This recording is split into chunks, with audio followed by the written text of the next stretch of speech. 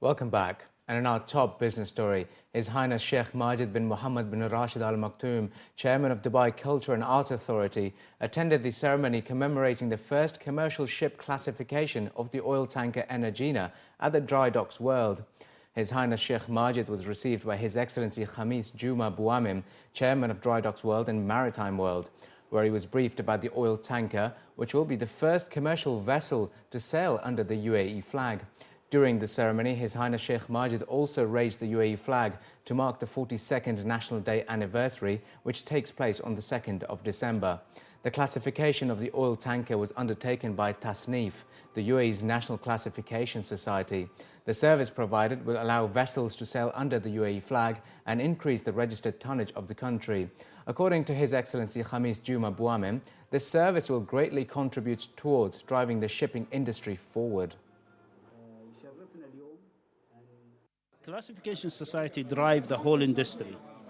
With that, we could have, logically, all the industry now will be behind the classification society. And we're not going to ignore, of course, all the others because they are part and parcel of our industry, and we would just work with them as much as we will work with Tasnif.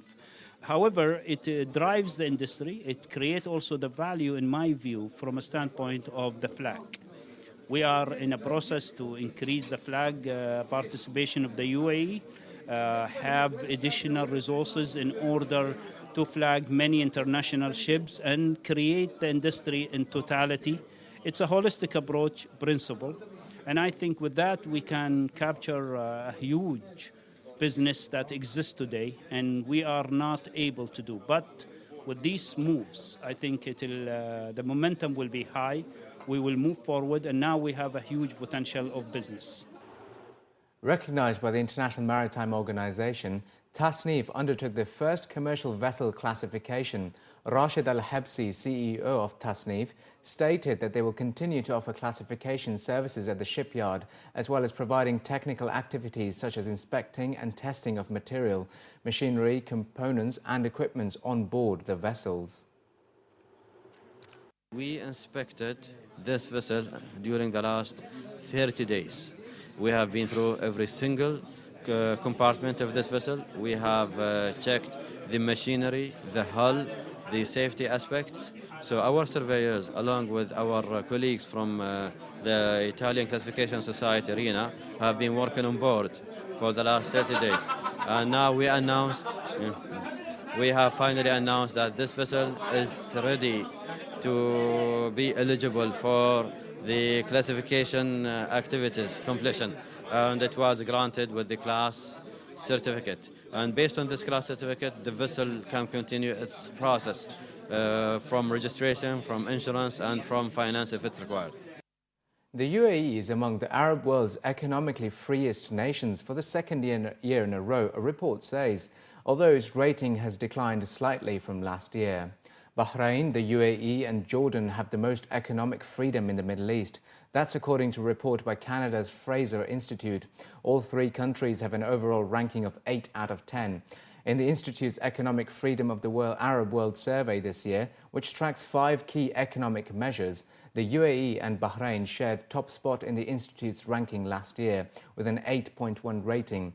In the UAE's case, its slight rating decline was caused by a dip in its score on its size of government to 7.8 from 7.9 last year due to an increase in transfers and subsidies as a percentage of GDP. The annual report is published in partnership with Germany's Friedrich Naumann Foundation for Liberty and the International Research Foundation of Oman. The UAE was the highest-ranked Arab country in the report published in September, placed 5th behind Hong Kong, Singapore, New Zealand and Switzerland. Etihad Airways will increase its Abu Dhabi to Munich services from 7 flights per week to a double daily schedule from the 1st of February 2014. Munich was Etihad Airways' first destination in Germany, and a daily flight linking the Bavarian capital with Abu Dhabi commenced in June 2004. Since then, the airline said it has carried over 1 million passengers between the two cities. According to James Hogan, President and CEO of Etihad Airways, Munich has been one of the most successful European destinations for the airline because it retains very strong volumes of passengers who are business and leisure passengers throughout the year. He added that the move will facilitate better connections with equity partner Air Berlin. The new schedule means that Etihad Airways and Air Berlin will together offer a combined 49 weekly services from 4 cities in Germany, which include Munich, Frankfurt, Berlin and Dusseldorf to Abu Dhabi. An Abu Dhabi investment company plans to invest in Dubai as mandatory health insurance kicks in for the emirate, according to local reports. The investor has earmarked 250 million dirhams in investment for the UAE healthcare sector over the next 3 to 5 years. In June, Wahhab Capital entered the UAE healthcare landscape by acquiring 97% of Anglo-Arabian Healthcare's hospital and laboratory assets. AAH owns and operates 16 assets, including hospitals, clinic, pharmacies and diagnostic centres in Abu Dhabi, Sharjah, Ajman and Ras Al Khaimah. The June deal got Wahhab Capital majority stakes in the Sharjah Cornish Group, Ajman's Ibn Sina Group and Ibn Sina Hospital, and Proficiency Central Laboratories, which owns laboratories in Abu Dhabi and Sharjah.